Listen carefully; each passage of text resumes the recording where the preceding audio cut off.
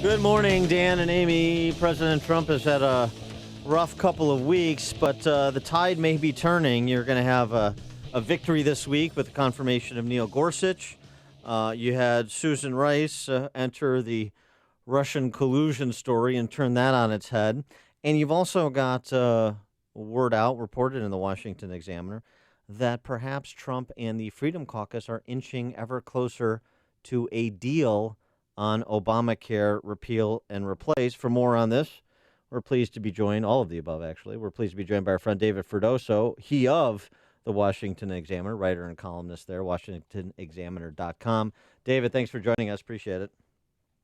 Thanks so much for having me. So why don't we start with the story that was reported in the Examiner about Trump and the Freedom Caucus. There seems to have been over the last week, a lot of I'll do a deal with the Democrats. Rand Paul plays golf with them and says, I think we're getting closer to a deal. That certainly couldn't include the Democrats. And now your outlet reporting that the Freedom Caucus is in play and perhaps a deal is in the offing. Yeah, well, they're actually going to be rolling out the new, or whatever you want to call it, Obamacare Repeal 2.0 today. And part of the way that they're winning the Freedom Caucus votes, or at least some of them, enough of them, is that they are allowing the states to make up their own minds on the various mandates in Obamacare. And the idea is that they should be able to, in most states that want to allow insurance that doesn't cover absolutely everything to be sold, they should be able to bring down premiums for people, but, back down to more reasonable levels like we had before Obamacare. But will moderate Republicans accept this new plan? Yeah, and because the thing is for them, that their states can continue to impose the mandate. But you have to remember that, people are going to say, oh, you're getting rid of the requirement for this and that. But look, insurers will cover those things if you want them to. If you want to buy the plan that covers acupuncture, in this case, we're talking about should a 55-year-old man have to carry a policy that carries maternity coverage? Or, there are all kinds of issues here where you're paying more for coverage that in most cases people aren't going to need.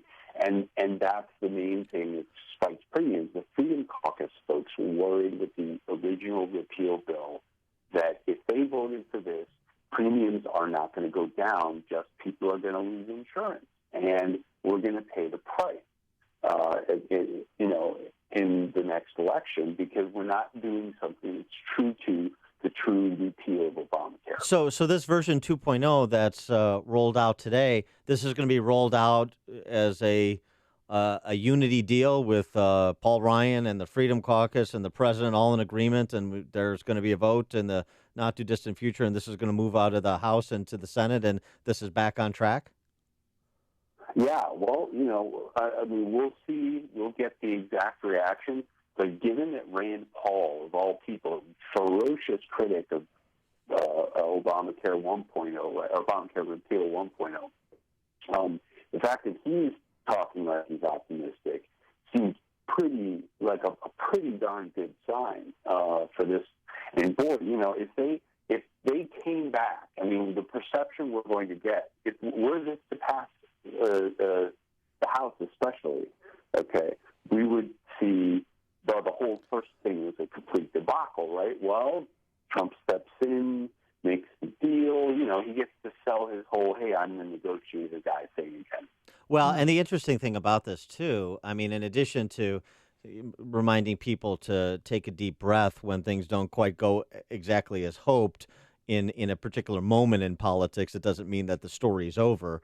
Number one. Number two, it really paints some members of Congress who've been sort of antagonistic towards the Freedom Caucus, like, frankly, one of our congressmen here in Illinois, Adam Kinzinger, wrote an op-ed in the New York Times about them over the weekend, really puts them in a corner.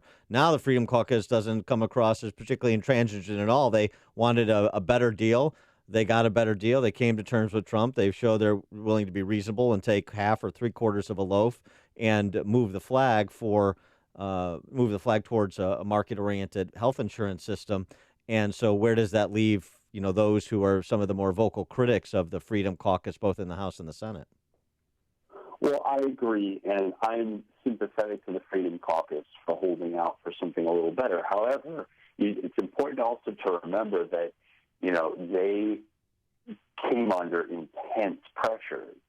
They're representing districts in many cases that got heavy support from Trump, and Trump just going on, on Twitter and on social media, right, and just hitting them over and over and over and over again. What we've seen here is a kind of combined carrot and stick effort by Trump, by Ryan, by and then just the you remember how it felt when that bill failed, and it just seemed like, oh my gosh, they can get elected, but they can't do anything in government. What on earth is going to happen? I think a lot of these guys feel like, okay, we've been through that once. Let's make a deal. But I think a lot of them are reasonable. Many of them will vote against 2.0 as well, though. Something worth keeping in mind. But I suspect it's a much higher number are going to vote for this than voted for it the first time, or would have voted for it the first time. Now, yesterday you wrote a fascinating article about Susan Rice and how she kept tabs on Team Trump. It's a story. Do you think it's generating enough buzz now that everybody's talking about it? Yeah. Oh, yeah. Now, suddenly, as of about last night, this became the big story. The thing is, it was reported pretty early yesterday morning, and you saw the Obama alumni, the people from the Obama administration, going on social media and just absolutely, outraged. And spouting off everything except addressing the actual merits of the issue. And this actually happened, is the thing. This is, this is actually a thing. And this is going to be a big deal going forward. I've been telling people for weeks now, there's a better chance someone goes to jail over this than there is over the whole Russia business. Well, right, and all of Ben Rhodes' novelists are not going to be able to undo the fact that the leaking of General Flynn's name was a crime, and who would be positioned to do that? Well, it would obviously be Obama administration officials, and now not saying that it was Susan Rice, but you have the highest echelons of his national security team now in the crosshairs as a suspect. Yeah. Well, and for doing what? For apparently satisfying one's own curiosity. These. Do you really think she was freelancing? You really think she was freelancing? No, I think she probably felt like, well, I'm allowed to see these things. Why shouldn't I be able to? If there's someone involved in the Trump administration, the Trump transition, whose name was caught on one of these things, I want to see who it was. Yeah. And then the name ends up in the media. And, this is how now these conversations apparently that we're talking about here are not Russia related. So Perhaps the Flynn conversation here, she may well not be the source for that. But it's amazing that she's requesting all these names and that then all these documents end up being found all over the place in the government. Well, and the other thing that's happened, too, is Devin Nunes's credibility is on the upswing, and Adam Schiff is gone rather silent of late.